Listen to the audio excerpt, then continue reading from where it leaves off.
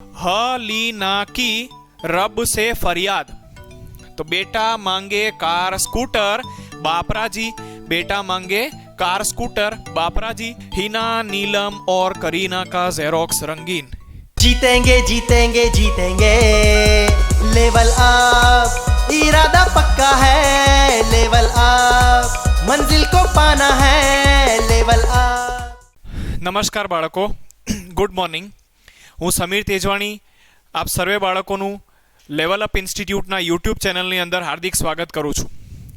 બાળકો ધોરણ 11ના રસાયણશાસ્ત્ર સબ્જેક્ટના 14 ચેપ્ટર્સ જે છે એ આપણે ભણવાના છીએ। એની અંદર શંકાને કોઈ સ્થાન છે નહીં, પરંતુ એ 14 ચેપ્ટર ભણતા પહેલાં મેં એક સ્પેસિફિક કોર્સ તમારી માટે ડિઝાઇન કર્યો છે, જેને આપણે નામ આપ્યું છે બ્રિજ કોર્સ। આ બ્રિજ કોર્સની અંદર આપણે એવા બેઝિક કોન્સેપ્ટની વાત કરીશું જે 11મા અને 12મા ધોરણમાં રસાયણશાસ્ત્રના નવા કન્સેપ્ટને સમજવામાં આપણને ડગલે ને પગલે ખૂબ જ ઉપયોગી થઈ પડશે। આ 4 થી 5 લેક્ચર જે છે બાળકો, એને આપણે એકદમ વ્યવસ્થિત અને સચોટ રીતે તૈયાર કરી લઈશું, જેથી આવનારા 2 વર્ષોની અંદર આપણને નવા કન્સેપ્ટ સમજવામાં ક્યાંય પણ તકલીફ પડે નહીં। તો ચાલો બાળકો આપણે સ્ટાર્ટ કરીએ લેક્ચર નંબર 1, જેની અંદર આપણે આવર્ત કોષ્ટક વિશે માહિતી મેળવવાના છીએ। બાળકો, આવર્ત કોષ્ટક તૈયાર થવામાં લગભગ 200 વર્ષ જેટલો સમયગાળો જે છે એ લાગી ગયો હતો, પરંતુ આ લેક્ચરની અંદર તમે 40 થી 60 મિનિટની વચ્ચે જેટલું પણ આવર્ત કોષ્ટકની ઉપયોગી માહિતી તમારા માટે છે એ તૈયાર કરી લેશો, એ મારી ગેરંટી છે। આવર્ત કોષ્ટકની જો માહિતીની વાત કરીએ બાળકો, તો આવર્ત કોષ્ટકમાં 2 પ્રકારની સારણી આવેલી છે, ઊભી અને આડી। જે ઊભા છે, ઊભી સારણી છે બાળકો, એને આપણે કહીએ છીએ સમૂહ। જે ઊભી સારણી છે એને આપણે અહીંયા આગળ સમૂહ તરીકે ઓળખીશું। અચ્છા, જે આડી સારણી છે બાળકો, એને આપણે આવર્ત તરીકે ઓળખીશું, આવર્ત તરીકે। જો તમે પીરિયોડિક ટેબલ એટલે કે આવર્ત કોષ્ટકને ધ્યાનપૂર્વક જુઓ તો આવા તમને ઊભા 18 સમૂહ જોવા મળશે। કહેવાનો મતલબ કે સમૂહોની સંખ્યા જે છે આવર્ત કોષ્ટકમાં એ 18 છે। જો બાળકો આપણે આવર્તની વાત કરીએ તો આવર્ત જે છે એ કુલ 7 છે। આપણા આવર્ત કોષ્ટકની અંદર 7 જેટલા આવર્ત જે છે આવેલા છે। હવે અહીંયા આગળ એક સ્પષ્ટતા કરી દઉં બાળકો, આ જે 2 આવર્ત તમને પીરિયોડિક ટેબલના તળિયાના ભાગમાં દેખાય છે એ હકીકતમાં 6ઠ્ઠા અને 7મા પીરિયડનો જ ભાગ છે, એટલે કે 6ઠ્ઠા અને 7મા આવર્તનો જ ભાગ છે। એને આપણે અલગથી આવર્ત ગણવાના નથી।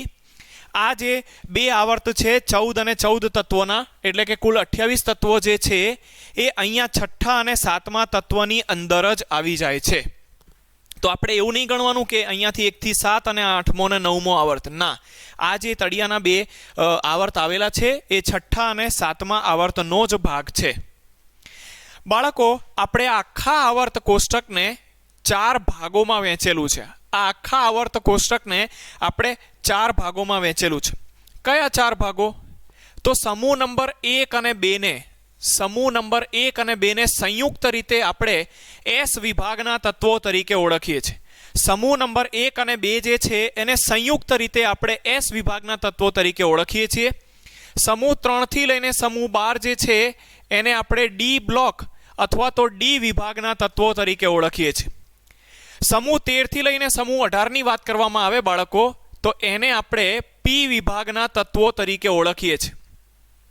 અને જે બાકી રહી ગયા, જે આપણા આવર્ત કોષ્ટકના તળિયાના ભાગમાં આવેલા છે, એને આપણે એફ વિભાગના તત્વો તરીકે ઓળખીએ છીએ। હવે આને અંગ્રેજી મૂળાક્ષર એસ પી ડી એફ એવું જ કેમ નામ આપવામાં આવ્યું એની ચિંતા આપણે અત્યારે નથી કરવાની। જ્યારે પ્રકરણ નંબર 3 ચાલશે ધોરણ 11નું રસાયણ વિજ્ઞાનમાં, ત્યારે આપણે એને સમજી લઈશું કે એસ ડી અને પી એફ એવા મૂળાક્ષરો આ વિભાગ માટે કેમ પસંદ કરવામાં આવ્યા। હાલ આપણો ટાર્ગેટ જે છે એ તત્વોના નામ અને એની સંજ્ઞાને એકદમ સચોટ અને સરળ રીતે તૈયાર કરવાનો છે। તો ચાલો બાળકો આપણે સમૂહ નંબર 1 થી શરૂઆત કરીએ તત્વોને યાદ રાખવાની। જો બાળકો, હું જે ટ્રીક તમને આપું છું, તત્વોના નામ જે કહું છું અને સંજ્ઞા જે લખું છું એ ખાસ તમારી નોટબુકમાં સાથે સાથે તમે લખતા રહેજો, જે તમને આવનારા 2 વર્ષોમાં ખૂબ ઉપયોગી થઈ પડશે. તો ચાલો બાળકો વાત કરીએ સમૂહ 1ની. સમૂહ 1 જે છે બાળકો, એને આપણે આલ્કલી ધાતુ તત્વો તરીકે ઓળખીએ છીએ. સમૂહ 1 જે છે એને આપણે આલ્કલી ધાતુ તત્વો તરીકે ઓળખીએ છીએ. આલ્કલી ધાતુ તત્વો એવું કેમ નામ આપવામાં આવ્યું એ વિશે પણ થોડો અભ્યાસ કરી લઈએ. તો પહેલી વાત તો આ જે તત્વો છે એ બધા જ ધાત્વીય ગુણધર્મ ધરાવે છે અથવા ધાતુઓ છે, એટલે આપણે ધાતુ તત્વો કીધું. પણ આલ્કલી એવું નામ કેમ આપવામાં આવ્યું? તો બાળકો આ જે બધા તત્વો છે એમના ઓક્સાઇડ અને હાઇડ્રોક્સાઇડ સંયોજનો, આ જે સમૂહ 1ના તત્વો છે એના ઓક્સાઇડ અને હાઇડ્રોક્સાઇડ સંયોજનો જે છે એ બેઝિક વલણ ધરાવે છે, બેઝિક ગુણધર્મ ધરાવે છે. બેઝિક ગુણધર્મ ધરાવતા હોય તો આપણે એને શબ્દ કહીએ છીએ આલ્કલી. એટલા માટે આ સમૂહ જે છે એના તત્વોને બીજું નામ આપવામાં આવ્યું છે આલ્કલી ધાતુ તત્વ. હવે એને યાદ કેવી રીતે રાખીશું? તો યાદ રાખવા માટે હલીના નામની એક છોકરી છે જે પોતાની જાતને બીજી છોકરીઓ સાથે સરખામણી કરે છે. કઈ રીતે? તો હલીના પાસે રમવા માટે કંઈ બહુ વધારે રમકડા નથી, જ્યારે એની બહેનપણી જે છે એમની પાસે રમવા માટે સારા એવા માત્રામાં રમકડા આવેલા છે. તો એ ભગવાન એટલે કે રબની સાથે ફરિયાદ કરે છે. બરાબર? ચાલો બાળકો ટ્રીક સમજીએ. હ લી ના की रब से फरियाद. हलीना की रब से फरियाद. હ એનો અર્થ આપણે હાઇડ્રોજન એવો લેવાનો છે. હ એટલે કે એચ હાઇડ્રોજન. લી એનો અર્થ આપણે એલઆઈ એટલે કે લિથિયમ લેવાનો છે. નાનો અર્થ જે છે એ આપણે Na સોડિયમ લેવાનો છે. કીનો અર્થ જે છે એ કે પોટેશિયમ લેવાનો છે. રબ એટલે કે આરબી રૂબિડિયમ. રબ એટલે કે આરબી રૂબિડિયમ. સે એનો અર્થ CS સીઝિયમ. અને ફરિયાદ એનો અર્થ આપણે લેવાનો છે FR ફ્રાન્સિયમ. તો થઈ ગયું બાળકો, હલીના કી રબ સે ફરિયાદ. Hydrogen, lithium, sodium, potassium, rubidium, caesium અને ફ્રાન્સિયમ. બરાબર? સમૂહ 1ના જે તત્વો છે એ આપણા તૈયાર થઈ ગયા છે. હવે વાત કરીએ સમૂહ 2ના તત્વોની. તો સમૂહ 2ના તત્વોને બાળકો આપણે આલ્કલાઇન ધાતુ તત્વો, આલ્કલાઇન અર્થ તત્વો તરીકે ઓળખીએ છીએ. આલ્કલાઇન અર્થ તત્વો. બાળકો આની નોંધ જે છે એ તમારી નોટબુકમાં કરતા રહેજો. સમૂહ 2ની વાત કરીએ. સમૂહ 2ને આપણે આલ્કલાઇન અર્થ તત્વો તરીકે ઓળખીએ છીએ.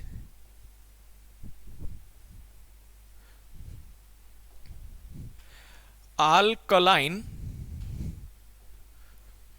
અર્થ તત્વો.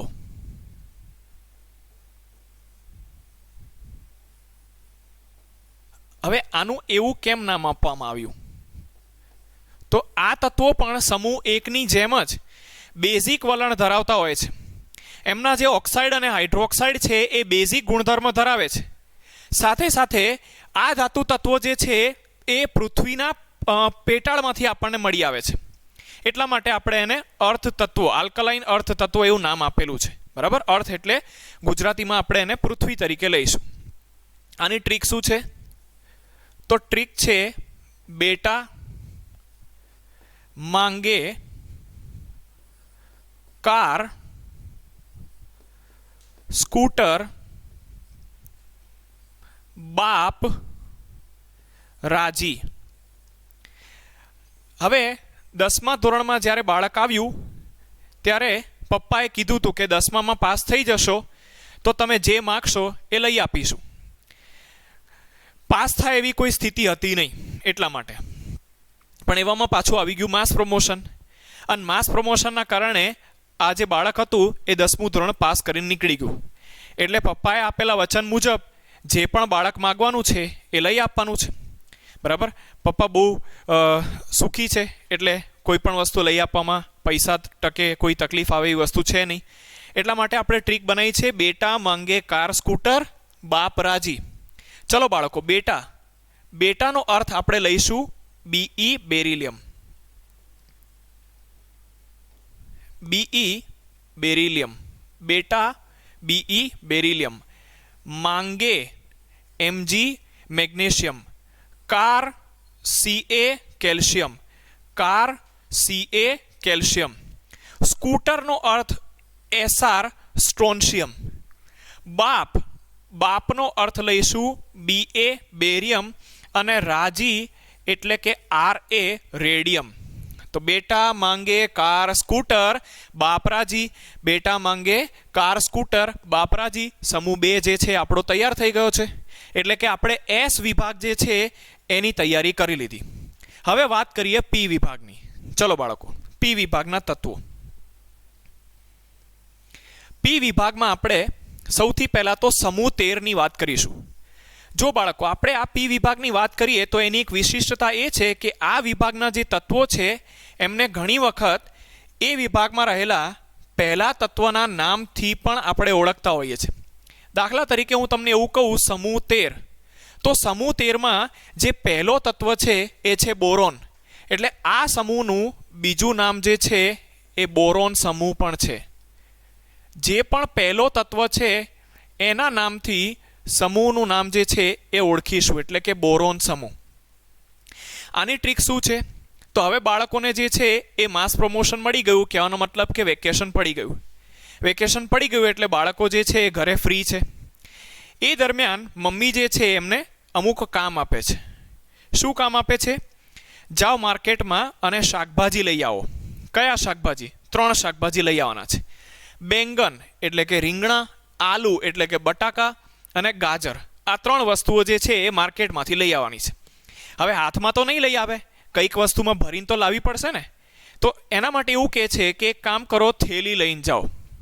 તો આપણે ટ્રીક શું બનાવીશું? ટ્રીક કંઈક આવી છે. બેંગન, ગાજર, પહેલા તો લખીશું બેંગન, એના પછી ગાજર,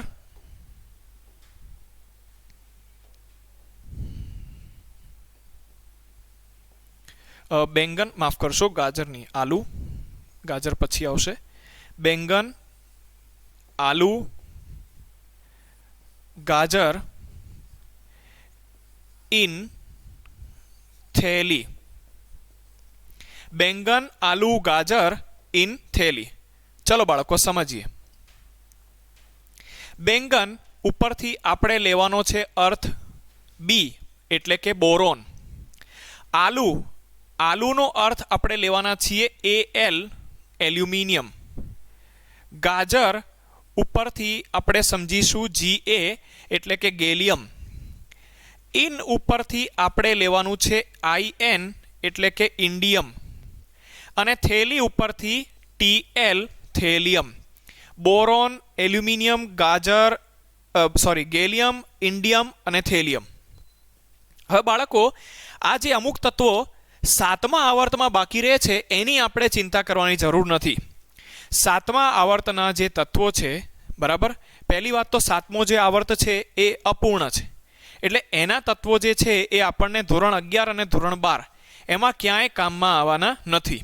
એટલે જેટલા હું તત્વો કરાવું બસ એટલા જ આપણે કરવાના છે. બરાબર, ચાલો, સમૂહ 13 થઈ ગયો. હવે વાત કરીએ સમૂહ 14ની. સમૂહ 14. તો સમૂહ 14નું પહેલું તત્વ તમે આવર્ત કોષ્ટકમાં જોઈ જ શકતા હશો કે કાર્બન છે. પહેલું તત્વ જે છે એ કાર્બન છે. એનો મતલબ એમ કે આપણે આ સમૂહને કાર્બન સમૂહ તરીકે પણ ઓળખી શકીએ. આ જે તત્વ છે, આ જે સમૂહ છે એની અંદર પહેલું તત્વ કાર્બન છે, એટલે આપણે આ સમૂહને કાર્બન સમૂહ તરીકે ઓળખીશું. કાર્બન સમૂહ તરીકે. બરાબર. હવે આની ટ્રીક શું છે? તો અહીંયા આગળ પણ ટ્રીકમાં 3 છોકરીઓનું નામ આવે છે. કોણ સી, બરાબર. પહેલા આવશે ગીતા. કોણ સી ગીતા.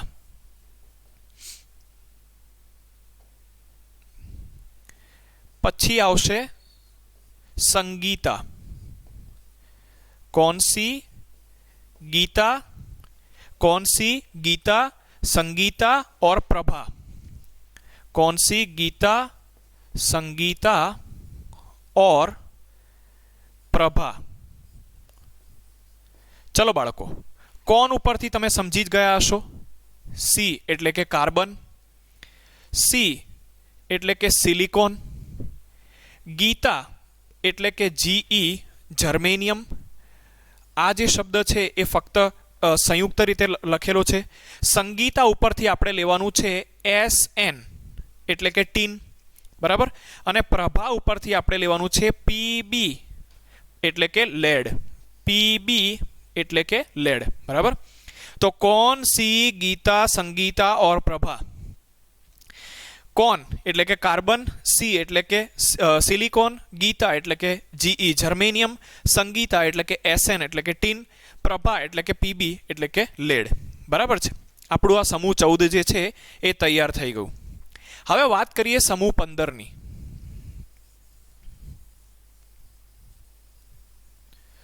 સમૂહ 15માં આપણે આપણા પાડોશી દેશોની વાત કરવાની છે. પહેલી વસ્તુ, સમૂહ 15નું બીજું નામ આપણે આપીશું. જેમ કે પહેલું તત્વ જે છે એ નાઇટ્રોજન છે, એટલે આપણે એને નાઇટ્રોજન સમૂહ તરીકે ઓળખીશું.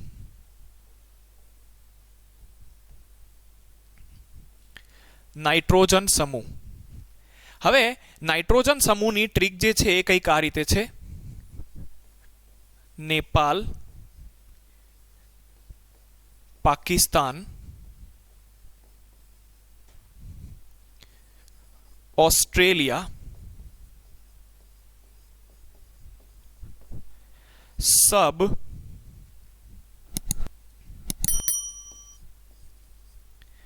भिखारी.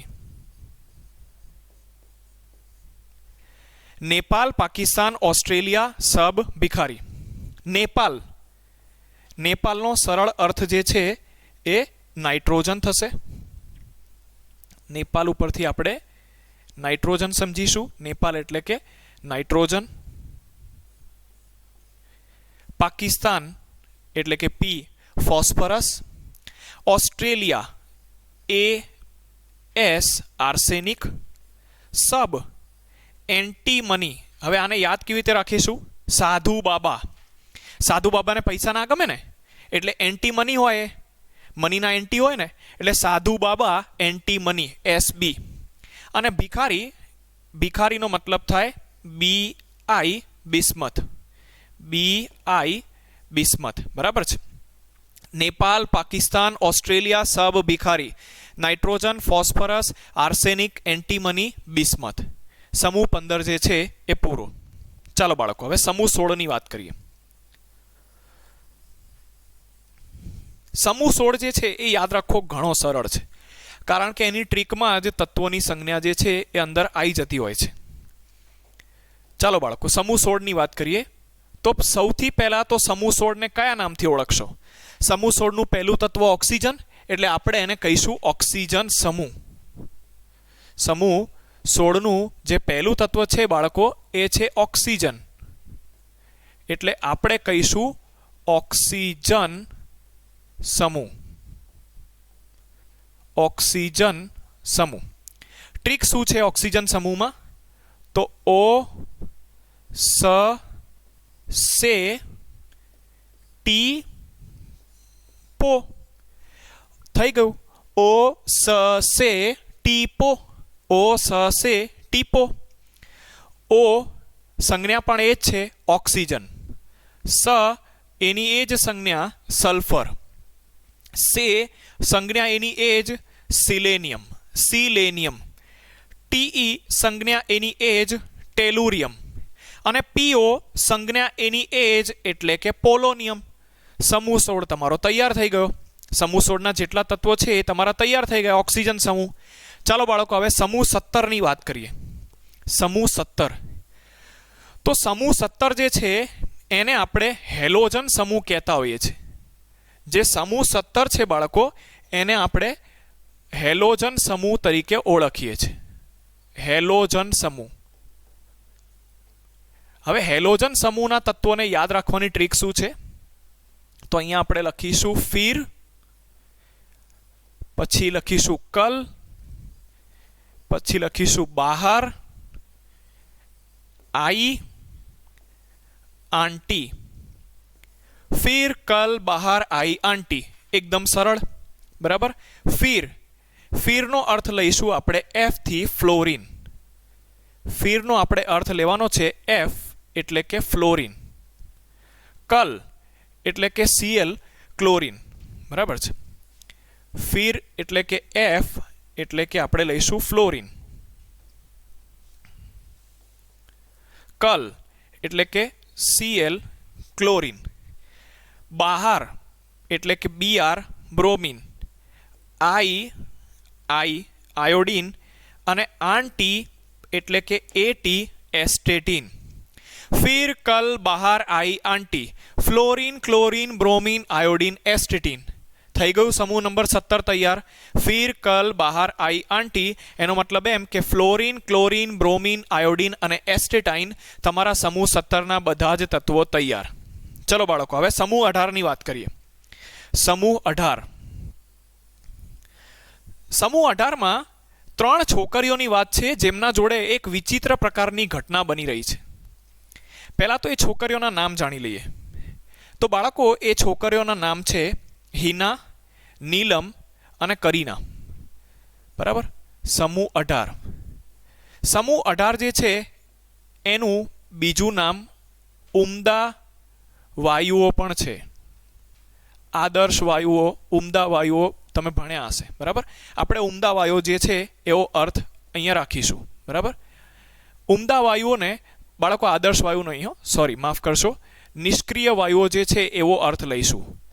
નિષ્ક્રિય વાયુઓ તમે અત્યાર સુધી એને નિષ્ક્રિય વાયુઓ તરીકે તો ઓળખ્યો જ હશે, પરંતુ એક બીજો શબ્દ એની અંદર ઉમેરી દો, ઉમદા વાયુઓ. બરાબર છે.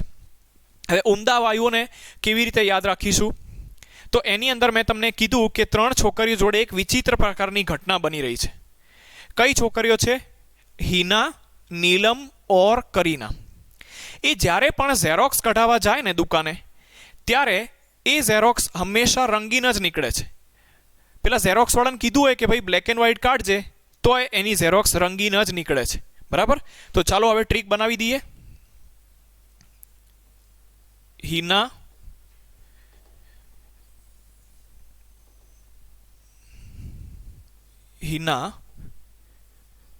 नीलम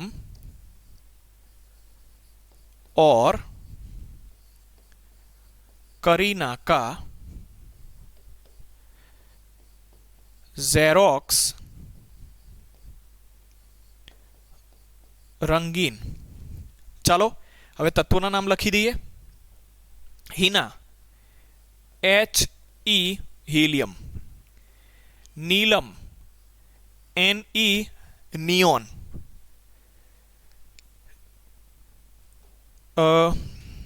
પછી ઓર એટલે કે AR આર્ગોન, કરીનાકા એટલે કે KR ક્રિપ્ટોન. પછી ઝેરોક્સની વાત કરીએ. ઝેરોક્સ એટલે આપણે અર્થ લેવાનો છે અહીંયા આગળ XE ઝેનોન. XE ઝેનોન અને રંગીન એટલે કે RN રેડોન. બરાબર છે. હિના, નીલમ ઓર કરીના કા ઝેરોક્સ રંગીન. Helium, neon, argon, krypton, xenon અને રેડોન. તો બાળકો તમારે લોકોના સમૂહ 1-2 એટલે કે S વિભાગ અને સમૂહ 13 થી 18 એટલે કે P વિભાગના તત્વો જે છે એની નોંધ આપણે લઈ લીધી. એને આપણે યાદ રાખવાની જે ટ્રીક છે એ સમજી લીધી. તમે ધ્યાનથી સમજ્યું હોય બાળકો તો અહીંયા આગળ S અને P વિભાગના તત્વોને આપણે ઉપરથી નીચે તરફ યાદ રાખેલા છે. હવે સમૂહ 3 થી સમૂહ 12 સુધીના એટલે કે D વિભાગના તત્વો જે છે એને આપણે ડાબીથી જમણી તરફ યાદ રાખીશું સરળતા માટે.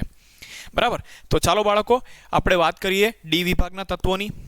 બીજી એક ખાસ જાણકારી, ડી વિભાગના જે તત્વો છે, ડી વિભાગના તત્વો એને આપણે આવર્ત મુજબ યાદ રાખીશું. એને આપણે આવર્ત મુજબ યાદ રાખીશું. આવર્ત મુજબ યાદ રાખીશું એટલે ચાલો બાળકો એની સમજણ આપું તમને.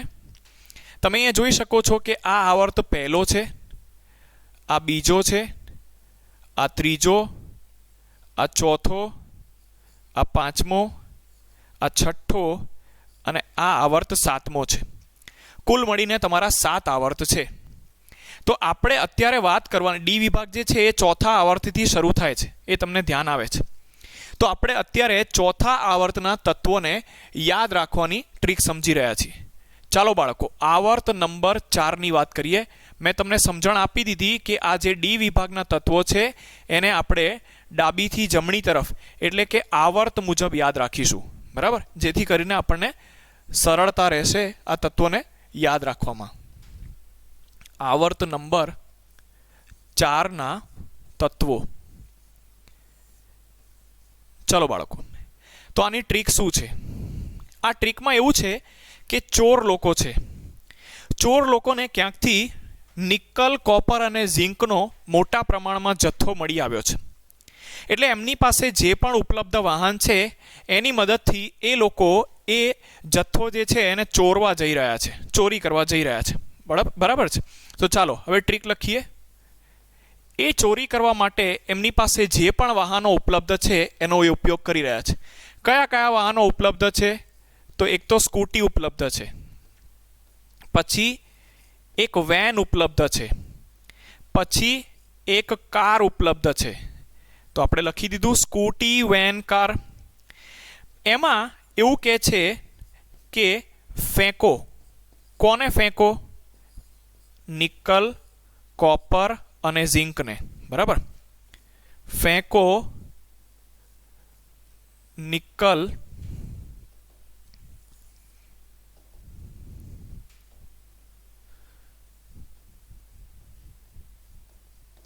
કોપર અને ઝિંકને. બરાબર.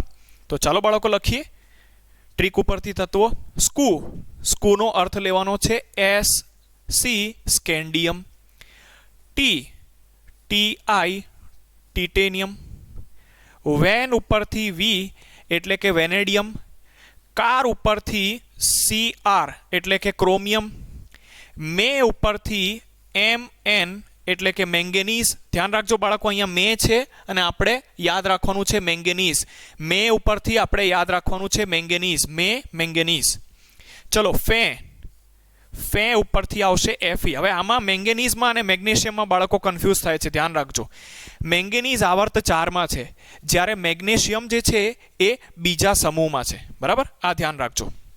હવે કોનો અર્થ લેવાનો છે CO, કોબાલ્ટ. ધ્યાન રાખો, કાર્બન મોટો એટલે કે C મોટો, અને કાર્બનની સંજ્ઞા C જે છે એ મોટી અને અહીંયા આગળ જે છે એ O નાનો આવશે. બરાબર, જો તમે અહીંયા આગળ C અને O સરખા કરી દીધા તો એ કાર્બન મોનોઓક્સાઇડ થઈ જશે. બરાબર, એ નહીં, આપણે અહીંયા ધાતુ તત્વની વાત કરવાની છે, કોબાલ્ટ CO. બરાબર, એટલે કે C મોટો અને O જે છે એ નાનો. નિકલ, નામ ઉપરથી જ ખબર પડી જાય આપણને કે Ni આવશે. નિકલમાં નામ ઉપરથી જ આપણને ખ્યાલ આવી જતો હશે કે અહીંયા આગળ આપણું જે તત્વ છે એ નિકલ છે. કોપર ઉપરમાં Cu, કોપર એટલે કે Cu. અને ઝિંક નામ ઉપરથી જ સંજ્ઞા જે છે એનો અંદાજ આવી જાય આપણને કે Zn જે છે એ આની સંજ્ઞા થશે. તો આવર્ત નંબર 4ના 10 તત્વો પણ આપણા તૈયાર છે. ચાલો બાળકો હવે આપણે વાત કરીએ આવર્ત નંબર 5ની.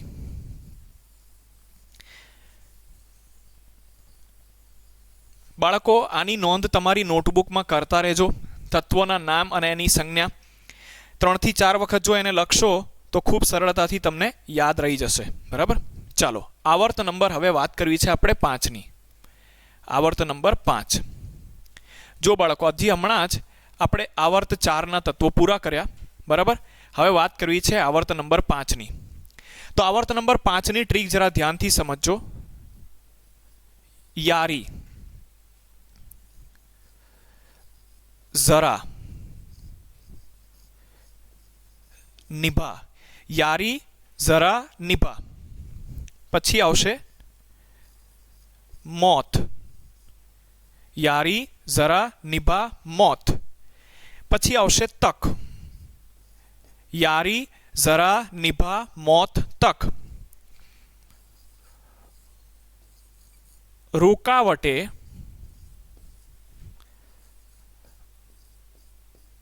राहों में, रुकावटे राहों में पड़े तो आग में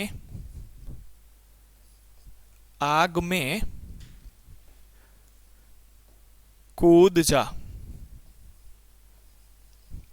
ચાલો બાળકો હવે સમજીએ. યારી, યારીનો અર્થ લેવાનો છે વાયટ્રિયમ.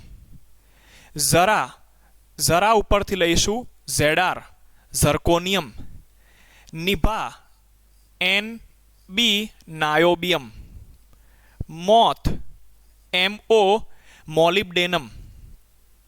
એના પછી આવશે તક, ટેકનિશિયમ. બરાબર છે. રૂકાવટે રોડિયમ, RH રોડિયમ. રાહો મેં, રૂકાવટે રાહો મેં. બરાબર છે.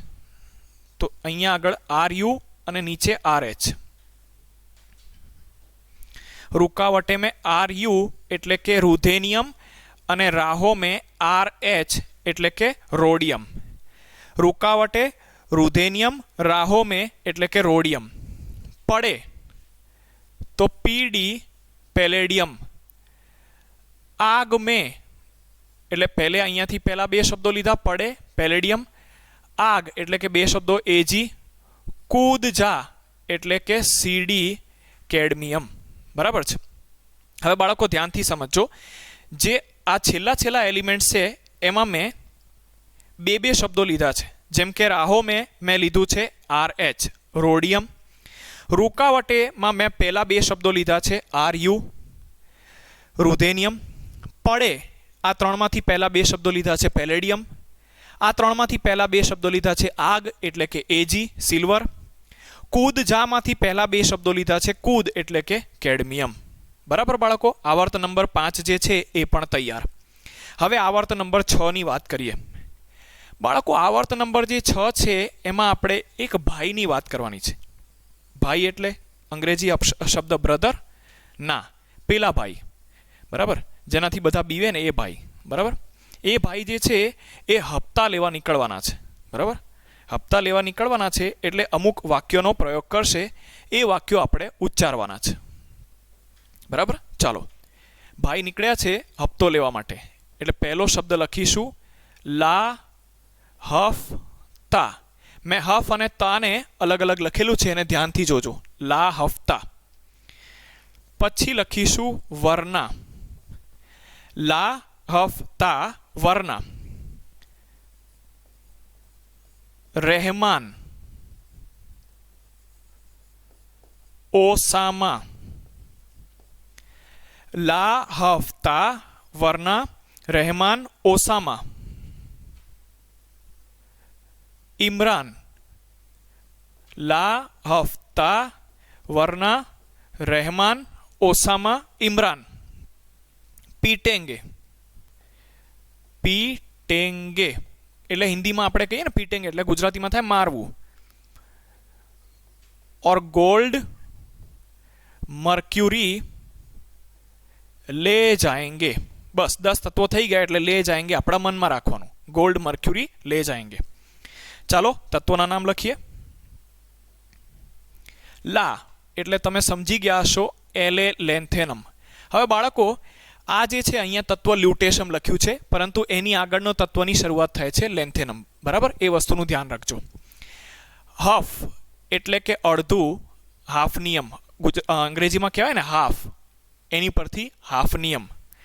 તા એટલે કે TA ટેન્ટેલમ. વરના એટલે કે અંગ્રેજી મૂળાક્ષર W ટંગસ્ટન ઉપરથી વરના tungsten.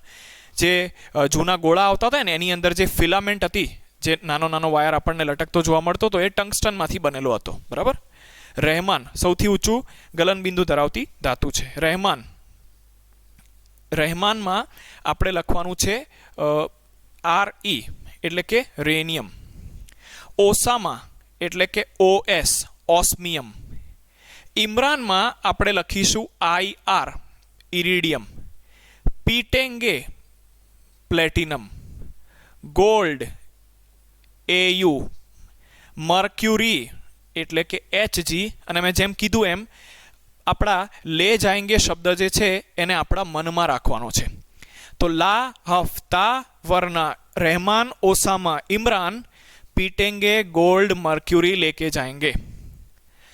Lanthanum hafnium tantalum tungsten rhenium osmium iridium platinum gold અને મર્ક્યુરી. તો બાળકો આપણો જે છઠ્ઠો આવર્ત છે એ પણ તૈયાર છે. હવે મેં તમને કીધું એમ સાતમો આવર્ત જે છે એ અપૂર્ણ આવર્ત છે. એટલે આપણે એની ચિંતા જરાય પણ કરવાની નથી. 11મા અને 12મા ધોરણમાં ક્યાંય પણ આ આવર્તને અંદર જે તત્વો આવેલા છે એને આપણને ઉપયોગ નહીં પડવાનો. એટલે આપણે એની કોઈ ચિંતા અત્યારે કરીશું નહીં. અચ્છા, અહીંયા આગળ જે F વિભાગના તત્વો છે એ જ્યારે તમે ધોરણ 12માં આવશો ત્યારે હું તમને 9મું પ્રકરણ ચલાવવાનો છું. D અને F વિભાગના તત્વો ત્યારે આને ચલાવીશ, કારણ કે 28 તત્વો છે. અત્યારે યાદ રાખવા થોડા અઘરા પડશે અને એની કોઈ જરૂરિયાત પણ નથી હાલ. એટલે આ F વિભાગના તત્વો જે છે એ આપણે 12મા ધોરણમાં ભણીશું. અને જે સાતમો આવર્ત છે એને 11મા અને 12મામાં ક્યાંય જરૂર પડવાની નથી. એટલે એનો અભ્યાસ કરવાની આપણને કોઈ જ આવશ્યકતા નથી. તો જુઓ બાળકો, આ સાથે જ આવર્ત કોષ્ટકના જેટલા તત્વોની આપણને જરૂરિયાત હતી એ બધા જ એકદમ સરળ અને સચોટ રીતે કેવી રીતે તૈયાર કરવા એ મેં તમને શીખવાડી દીધું છે. જો મારો વિડીયો ખરેખર તમને પસંદ આવ્યો હોય તો લાઈક અને કમેન્ટ જરૂરથી કરજો. ધન્યવાદ. Thank you.